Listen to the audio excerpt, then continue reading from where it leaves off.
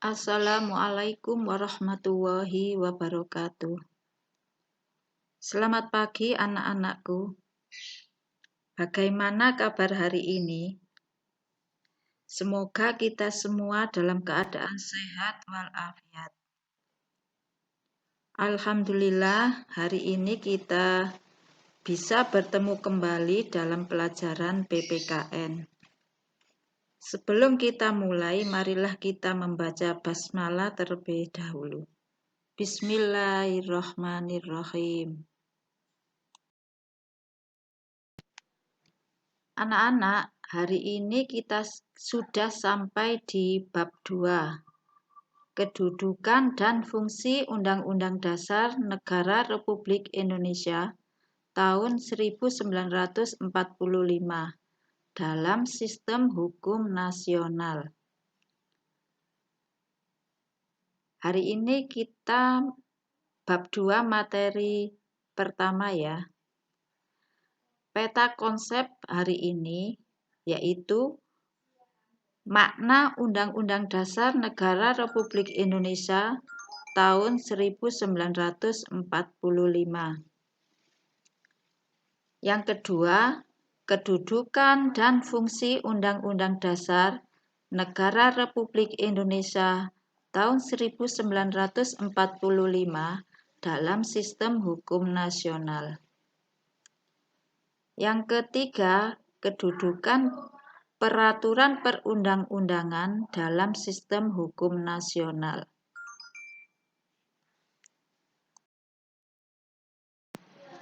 Tujuan pembelajaran hari ini: 1. Menghargai makna, kedudukan, dan fungsi Undang-Undang Dasar Negara Republik Indonesia tahun 1945 secara adil sebagai bentuk sikap beriman dan bertakwa. 2. Mendukung kedudukan dan fungsi serta makna konstitusi negara, juga peraturan perundang-undangan lainnya sesuai dengan Undang-Undang Dasar Negara Republik Indonesia tahun 1945. Tujuan yang ketiga, merasionalkan makna kedudukan dan fungsi Undang-Undang Dasar Negara Republik Indonesia tahun 1945 serta peraturan hukum lainnya dalam sistem hukum nasional. Tujuan yang keempat, melaksanakan makna, kedudukan, dan fungsi Undang-Undang Dasar Negara Republik Indonesia tahun 1945.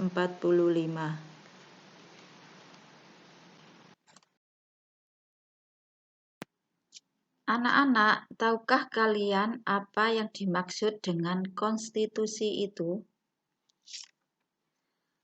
Kata konstitusi berasal dari bahasa Prancis yang artinya constituer atau membentuk.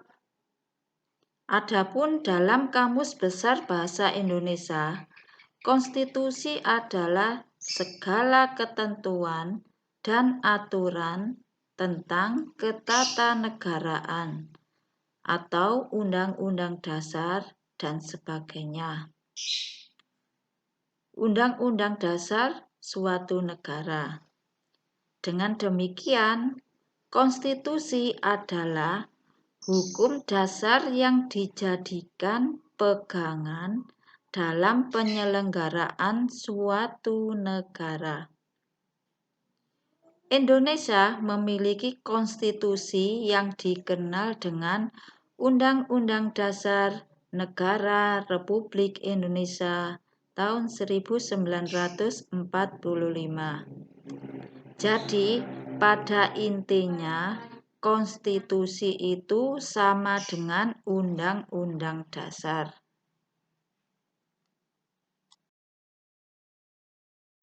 Berikut beberapa pengertian konstitusi menurut para ahli.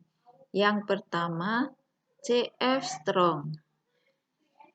Menurut C.F. Strong, konstitusi adalah kumpulan prinsip asas yang mendasari kekuasaan pemerintah, hak-hak masyarakat, serta hubungan keduanya.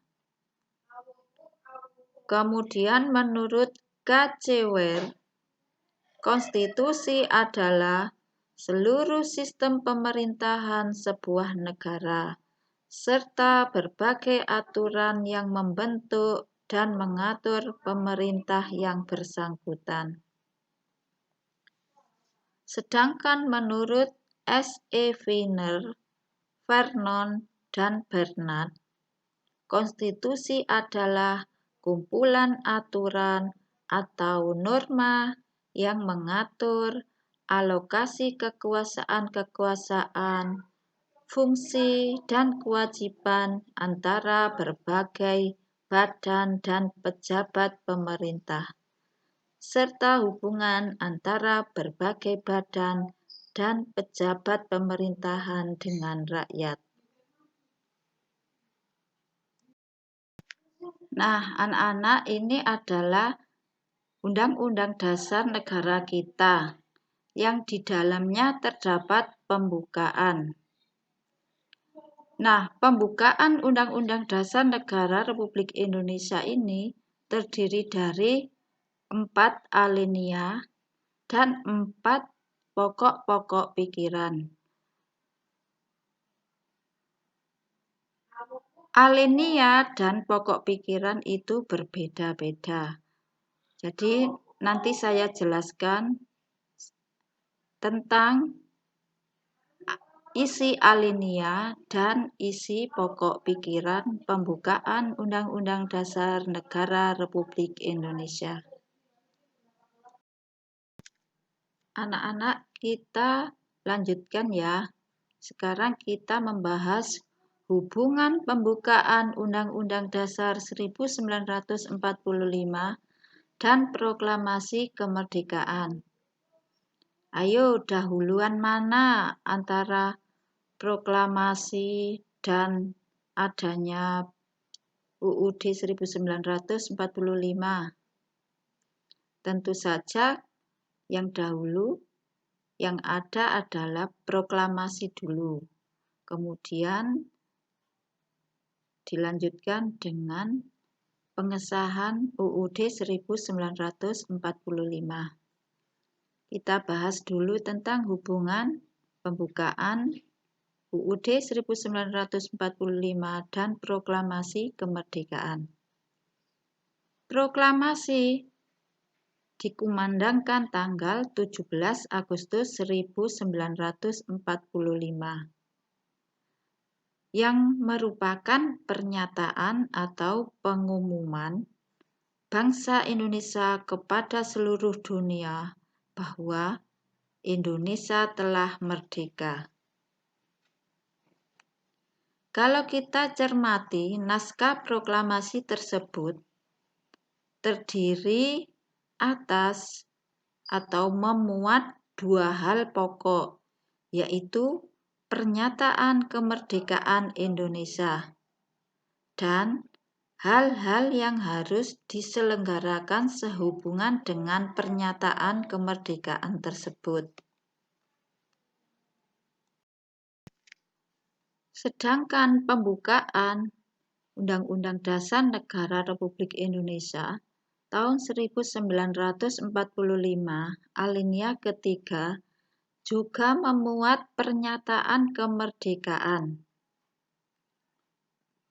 yaitu dengan kalimat atas berkat rahmat Allah yang Maha Kuasa dan dengan didorongkan oleh keinginan luhur supaya berkehidupan kebangsaan yang bebas, maka rakyat Indonesia menyatakan dengan ini kemerdekaannya. Hubungannya dengan alinea keempat, memuat dasar negara dan tujuan didirikannya negara, yaitu dasar negara Pancasila dan tujuan negaranya adalah melindungi segenap bangsa Indonesia dan seluruh tumpah darah Indonesia, memajukan kesejahteraan umum, mencerdaskan kehidupan bangsa, ikut melaksanakan ketertiban dunia yang berdasarkan kemerdekaan, perdamaian abadi, dan keadilan sosial. Dari pernyataan proklamasi dan isi alinea 3 dan 4 tadi, dapat diketahui hubungannya. Jadi, dengan demikian jelaslah bahwa ada hubungan yang erat antara proklamasi kemerdekaan dengan pembukaan. Bagaimana hubungannya? Nah, hubungannya adalah jika proklamasi kemerdekaan merupakan pernyataan atau pengumuman kepada dunia internasional bahwa bangsa Indonesia telah merdeka, maka dalam pembukaan merupakan penjelasan lebih lanjut dari proklamasi kemerdekaan tersebut. Pembukaan merupakan pernyataan kemerdekaan yang terinci karena memuat penjelasan tentang dasar negara dan tujuan dari negara yang diproklamasikan. Jadi, antara proklamasi dan pembukaan Undang-Undang Dasar 1945 memiliki hubungan yang erat yang tidak dapat dipisahkan antara proklamasi kemerdekaan dengan pembukaan Undang-Undang Dasar Negara Republik Indonesia tahun 1945.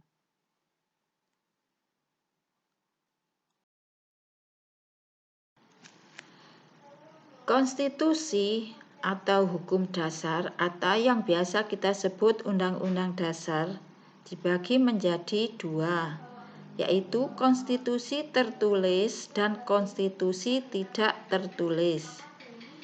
Konstitusi tertulis merupakan konstitusi yang dituangkan dalam sebuah dokumen formal. Jadi, ditulis dalam sebuah dokumen. Contohnya adalah Undang-Undang Dasar Negara Republik Indonesia tahun 1945.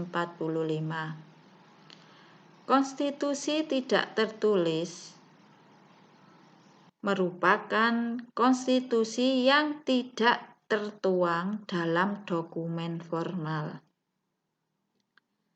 Contohnya adalah kebiasaan-kebiasaan, kesepakatan-kesepakatan, konvensi atau pidato kenegaraan Presiden tanggal 16 Agustus 1945 dan sampai saat ini masih dilaksanakan oleh Presiden setiap tanggal 16 Agustus. Meskipun tidak tertulis, namun selalu dilaksanakan.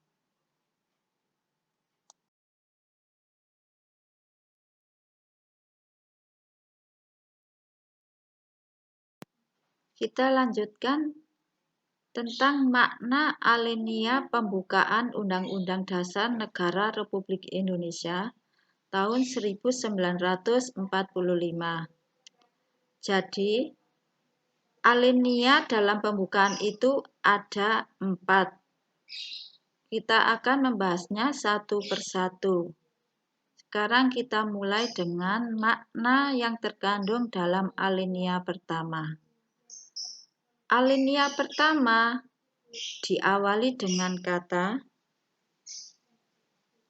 bahwa sesungguhnya kemerdekaan itu ialah hak segala bangsa. Makna yang terkandung dalam alinea pertama antara lain keteguhan bangsa Indonesia dalam membela kemerdekaan melawan penjajah dalam segala bentuk. Kemudian pernyataan subjektif bangsa Indonesia untuk menentang dan menghapus penjajahan di atas dunia. Makna yang ketiga adalah pernyataan objektif bangsa Indonesia bahwa penjajahan itu tidak sesuai dengan peri kemanusiaan dan peri keadilan.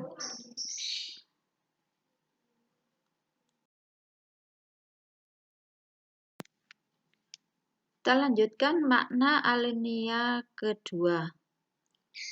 Alinea kedua diawali dengan kalimat dan perjuangan pergerakan kemerdekaan Indonesia telah sampailah kepada saat yang berbahagia. Makna ini yang terkandung dalam alinea kedua bahwa kemerdekaan yang dicapai oleh bangsa Indonesia merupakan hasil perjuangan pergerakan melawan penjajah. Makna yang kedua, adanya momentum yang harus dimanfaatkan untuk menyatakan kemerdekaan. Makna yang ketiga, bahwa kemerdekaan bukanlah akhir perjuangan, tetapi harus diisi dengan mewujudkan negara Indonesia yang merdeka, bersatu, berdaulat, adil, dan makmur.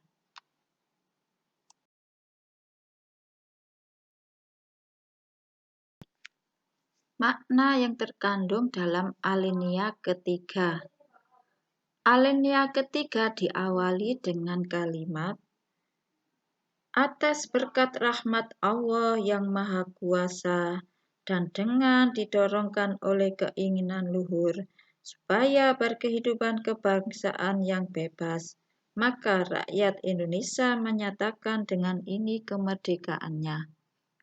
Nah, maknanya adalah yang pertama, motivasi spiritual yang luhur bahwa kemerdekaan kita adalah berkat rahmat Allah yang Maha Kuasa. Kemudian yang kedua, keinginan yang didambakan oleh segenap bangsa Indonesia terhadap suatu kehidupan yang berkesinambungan antara kehidupan material dan spiritual dan kehidupan dunia maupun akhirat.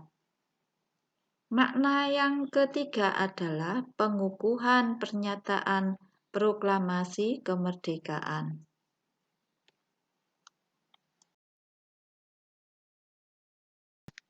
Makna yang terkandung dalam alinea keempat adalah diawali dengan kalimat kemudian daripada itu, untuk membentuk suatu pemerintahan negara Indonesia yang melindungi segenap bangsa Indonesia dan seluruh tumpah darah Indonesia.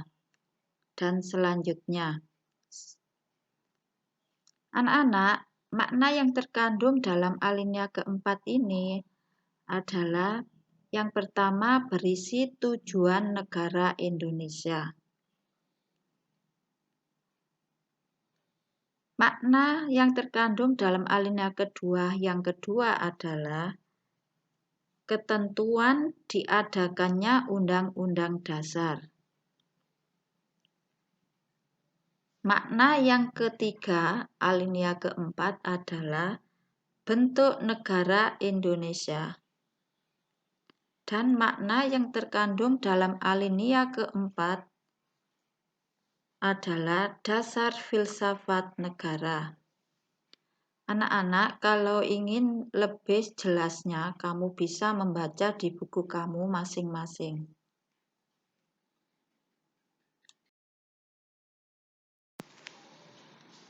Anak-anak, kalau tadi kita membahas tentang makna alinea dalam pembukaan Undang-Undang Dasar 1945, kita sekarang membahas tentang pokok-pokok pikiran dalam pembukaan Undang-Undang Dasar 1945.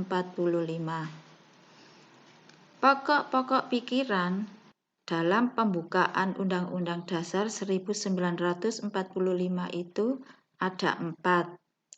Dan setiap pokok pikiran memiliki hubungan-hubungan dengan sila-sila dalam Pancasila.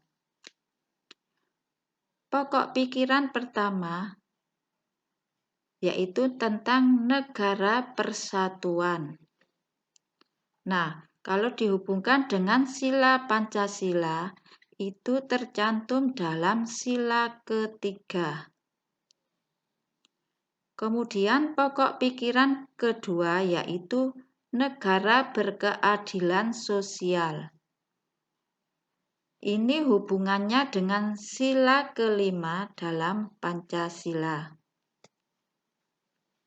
Pokok pikiran ketiga yaitu negara berkedaulatan rakyat.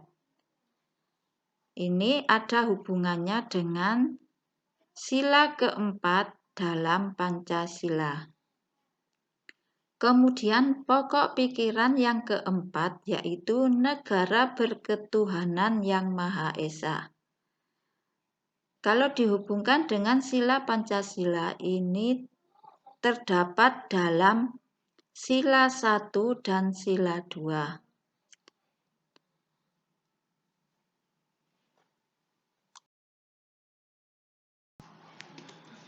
Bagi bangsa Indonesia, pembukaan Undang-Undang Dasar Negara Republik Indonesia tahun 1945 memiliki makna antara lain sebagai berikut. Menjadi sumber motivasi, aspirasi, serta tekad perjuangan bangsa Indonesia. Menjadi sumber cita-cita hukum dan moral yang ditegakkan, baik dalam lingkup nasional maupun dunia.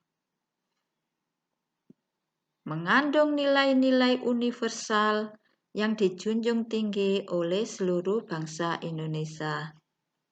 Dan menjadi sumber motivasi, aspirasi, serta tekad perjuangan bangsa Indonesia.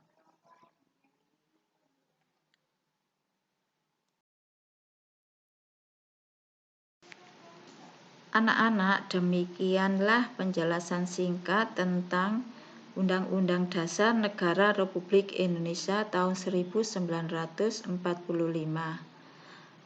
Kita akan lanjutkan di materi kedua. Untuk hari ini kita tidak ada soal. Jadi pahami dan dimengerti. Semoga wabah corona segera berlalu dan kita bisa sekolah kembali. Just stay at home and keep healthy. Wassalamualaikum warahmatullahi wabarakatuh.